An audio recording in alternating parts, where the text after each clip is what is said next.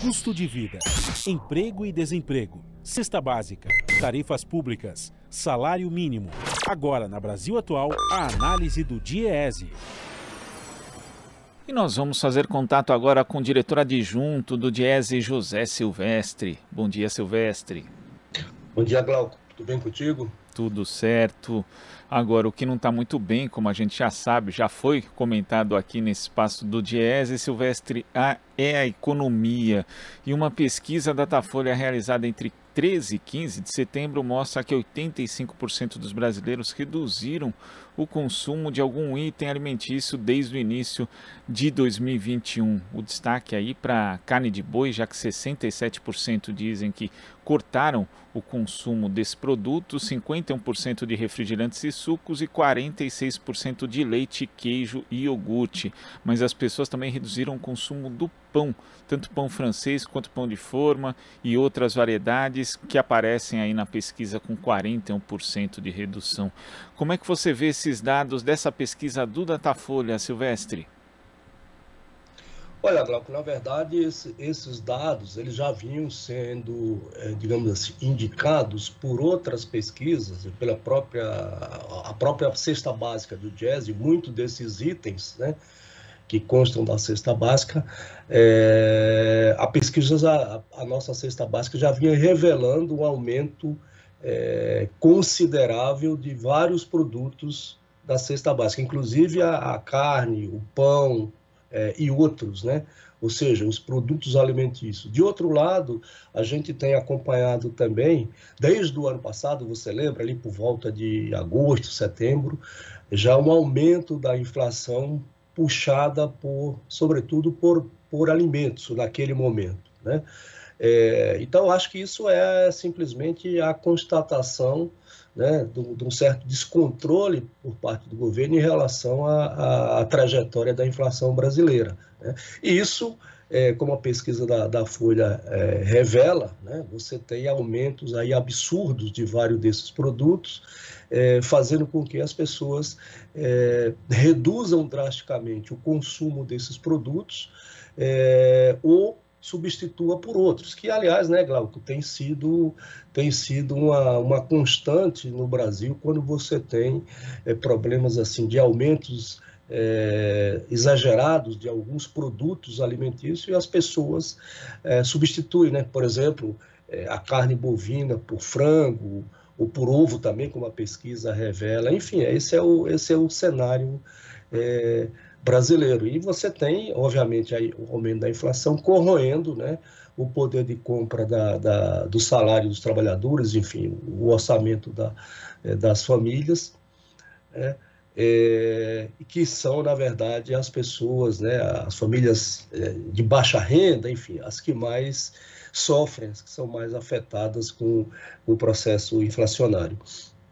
E a gente vê, Silvestre, você citou essa questão dos ovos, né? Que alguns alimentos eles têm um índice de aumento do consumo e de redução.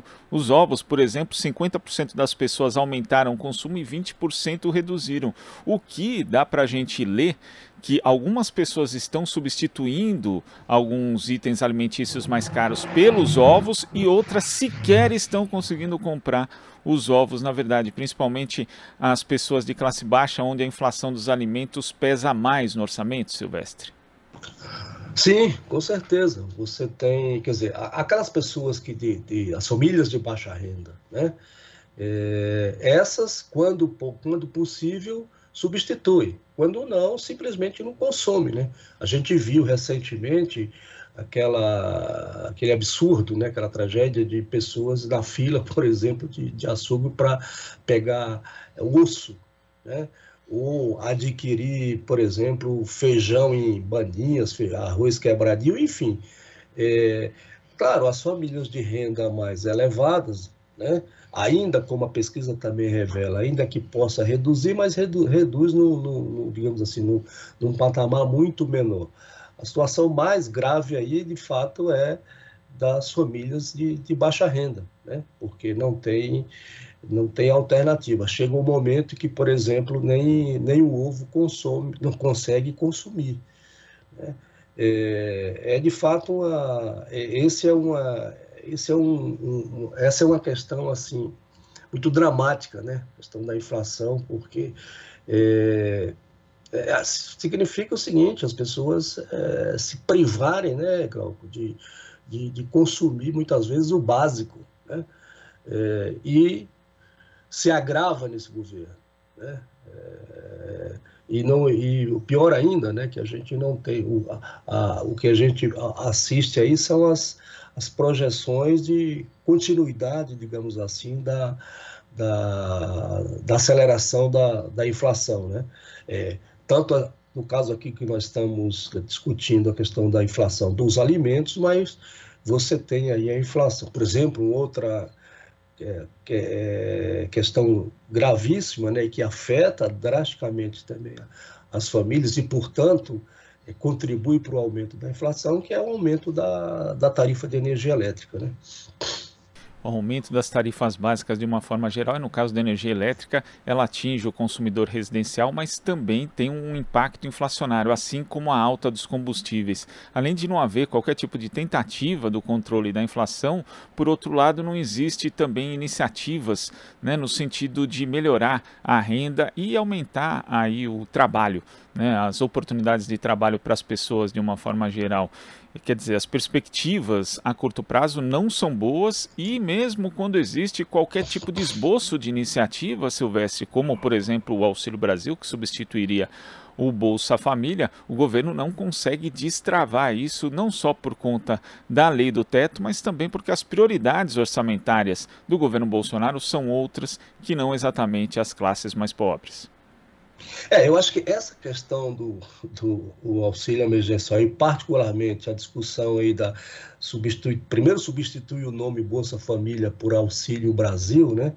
E a alternativa que o governo encontrou revela, digamos assim, o improviso, né?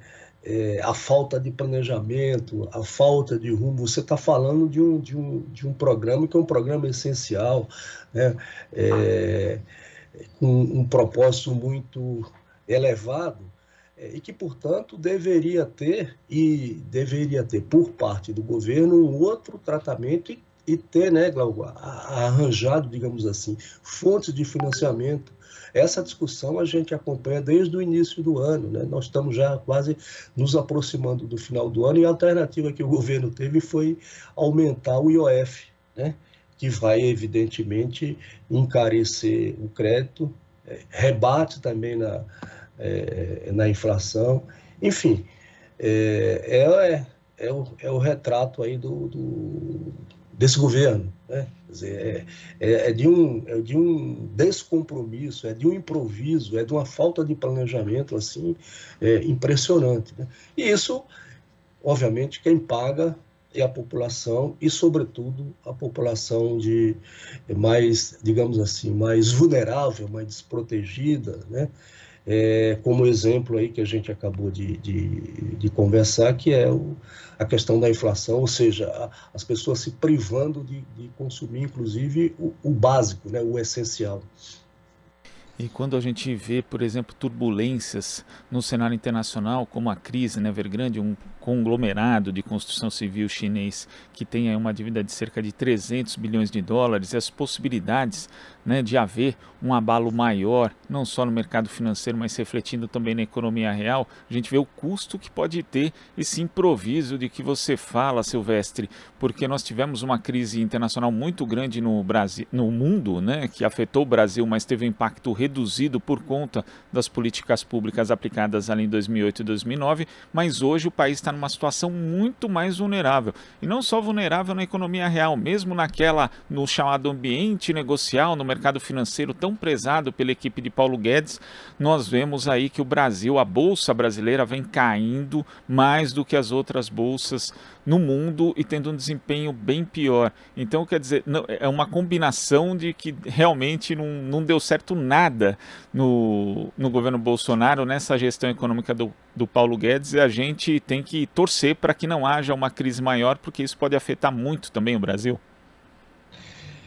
Claro, esse exemplo que você está dando aí desse conglomerado da construção civil, né, essa maior empresa chinesa dessa área, com essa dívida bilionária, 300 bilhões de reais, quer dizer, isso de alguma forma vai ter rebatimento, né, vai ter reflexo aqui no Brasil. Por quê?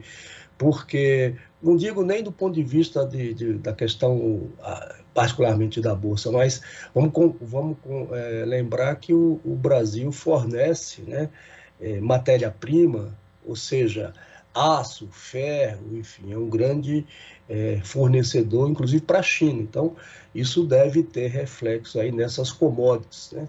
E aquilo que você falou, quer dizer, o governo Bolsonaro, o improviso, né?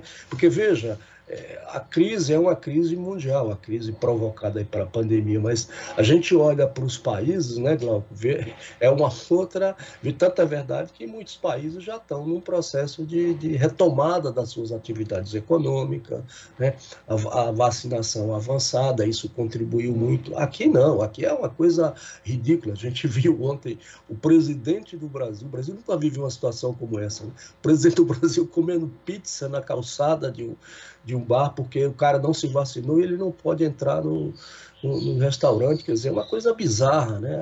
Assim, a gente nunca viu isso, né? Não tem parâmetro de comparação.